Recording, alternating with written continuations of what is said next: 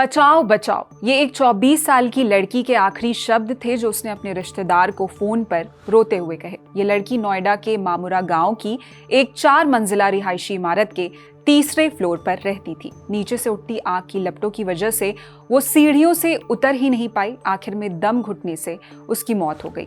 इस इमारत में बुधवार 15 जुलाई को सुबह करीब 11:30 बजे अचानक चीख पुकार मच गई। वजह, बेसमेंट में चार्ज हो रही एक इलेक्ट्रिक 2 व्हीलर में अचानक स्पार्क हुआ।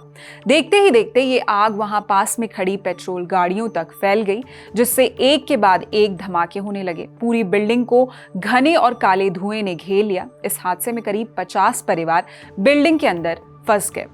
दमकल की 7 गाड़ियों ने कड़ी मशक्कत के बाद लोगों को वहां से निकाला, लेकिन तब तक भयंकर धुएं के कारण दम घुटने से 2 लोगों ने दम तोड़ दिया। पहली स्नेहा श्रीवास्तव, उम्र 24 साल, जो बिहार के मुजफ्फरपुर की थी, और दूसरे रोहित कुमार, उम्र 27 साल, जो मध्य प्रदेश के बालाघाट के थे। दोनों नोएडा में प्राइवेट नौकरी करते थे। इस लापरवाही के लिए पुलिस ने बिल्डिंग के मालिक और लीज होल्डर को गिरफ्तार कर लिया है। आग लगने की असल वजह की जांच तो चल रही है, लेकिन घरों और रिहायशी सोसाइटीज में बने ईवी चार्जिंग पॉइंट्स की सुरक्षा पर बड़े सवाल खड़े कर दिए हैं। कहने को तो इलेक्ट्रॉनिक गाड़ियां यानी ईवीज हमारा भविष्य है, लेकिन ईवी चार्जिंग स्टार्टअप काजम और AEEE यानी alliance for an energy efficient economic नाम के संस्थान की एक साझा स्टडी से पता चलता है कि भारत में ईवी खरीदने के बारे में सोच रहे सिर्फ 55% लोगों के पास ही उन्हें ठीक से चार्ज करने का फॉर्मल इंफ्रास्ट्रक्चर मौजूद है।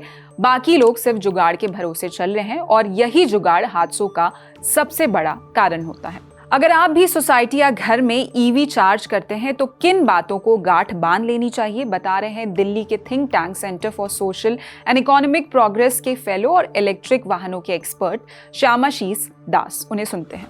जो इलेक्ट्रिक व्हीकल है, एक नया टाइप का डिवाइस है। जैसे आपका इलेक्ट्रॉनिक आइटम्स होता है, जैसे मोबाइल फोन, उसमें एक बैटरी होता है। आपके इलेक्ट्रिक व्हीकल में बैटरी है। आपको मोबाइल को भी चार्ज करना होता है, आपको ईवी को भी चार्ज करना होगा। बट दोनों में जो फर्क है वो है वोल्टेज का। जो वोल्टेज आपको मोबाइल चार्जिंग के लिए चाहिए, उससे बहुत गुना ज्यादा आपको वोल्टेज चाहिए एक इलेक्ट्रिक व्हीकल को चार्ज करने के लिए। इसको चार्ज करने के लिए कुछ सेफ्टी प्रोटोकॉल और सेफ्टी मेजर्स फॉलो करना चाहिए। पर्टिकुलरली हमारा इतना एक्सपीरियंस में नहीं आया है एक ईवी चार्जिंग में क्या क्या इश्यूज आ सकते हैं एक्चुअली, बिकॉज एक काफी नया टेक्नोलॉजी है इंडिया में। पहले जब आप इलेक्ट्रिक व्हीकल खरीदेंगे, आप जो मैन्युफैक्चरर है उनसे आप चार्जर लीजिए।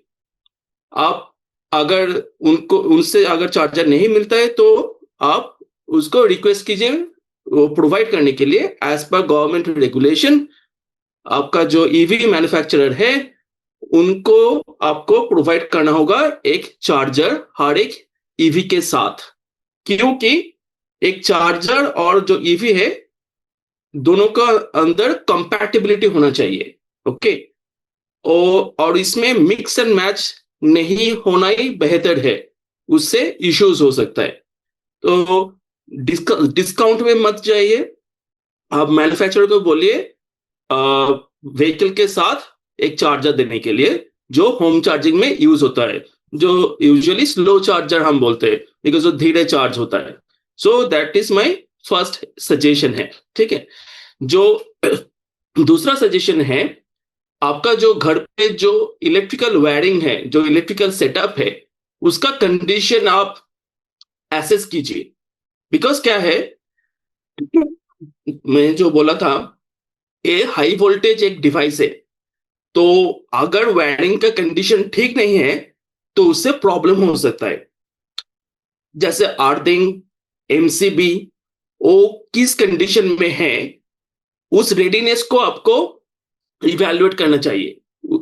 तो इसमें मेरा एक आग्रह है, आप डीलरशिप को बोलिए किसी को भेजने के लिए आपके घर पे, और एक रेडीनेस चेक करने के लिए आपका घर पे उस ईवी को चार्ज करने के लिए प्रॉपर अरेंजमेंट्स है या नहीं है। अर्थिंग, MCB वो प्रॉपर तरीका से हुआ है या नहीं, अगर नहीं होता है तो जो भी इश्यूज है उसको आप उसका जो एक्सपर्ट टेक्नीशियन से उससे आप उसको अरेंज कर लीजिए खरीदने के टाइम पे। थर्ड जो सजेशन है वो है, अगर आपको लगता है चार्जिंग के टाइम पे जो प्लग पॉइंट यूज हो रहा है या जो वायरिंग यूज हो रहा है उससे कुछ प्रॉब्लम आ रहा है या नहीं, जैसे एक बर्निंग स्मेल, बदबू, या आपका जो चार्जर है उससे ओवर हीटिंग हो रहा है या नहीं, बिकॉज काफी बार ओवर हीटिंग का भी समस्या आ सकता है। अगर ऐसा आपको सिम्टम्स लगता है जो नॉर्मल नहीं है, आप खुद धुरंधर मत बनिए, आप कस्टमर केयर को कांटेक्ट कीजिए और उससे आप एडवाइस लीजिए।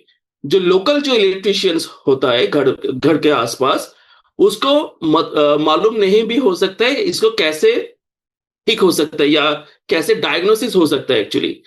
तो जो चार्जर प्रोवाइडर है या जो व्हीकल प्रोवाइडर है उसका कस्टमर केयर को कांटेक्ट कीजिए और उसका जो एक्सपर्ट टेक्नीशियन है उससे आप मदद लीजिए, खुद मत कुछ कीजिए एक्चुअली, बिकॉज जो चार्जर है और नया डिवाइस है तो हो सकता है आपको मालूम नहीं है वो कैसे बिहेव हो रहा है एक्चुअली। ये 3 मेरा सिंपल सजेशन है जो अभी ईवी खरीद रहे हैं उनको। हादसे के बाद इंडियन एक्सप्रेस ने पड़ोस की बिल्डिंग में रह रहे पड़ोसियों से बात की। सामने की बिल्डिंग में रहने वाले 30 साल के साहिल ने बताया कि सुबह 11:30 बजे एक बच्चे के चिल्लाने की आवाज आई तो वो छत पर भागे।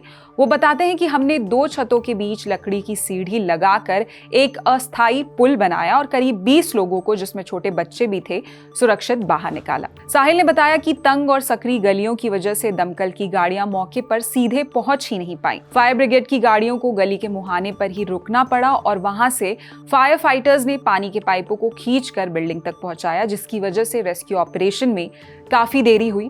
वहीं इस बिल्डिंग की पहली मंजिल पर रहने वाले अंश चौधरी ने कहा कि अगर यह हादसा रात में हुआ होता तो न जाने कितने लोग सोते सोते ही मर जाते। नोएडा का यह हादसा हम सबको नींद से जगाने वाला है। तकनीक का फायदा उठाएं लेकिन सुरक्षा से समझौता बिल्कुल ना करें।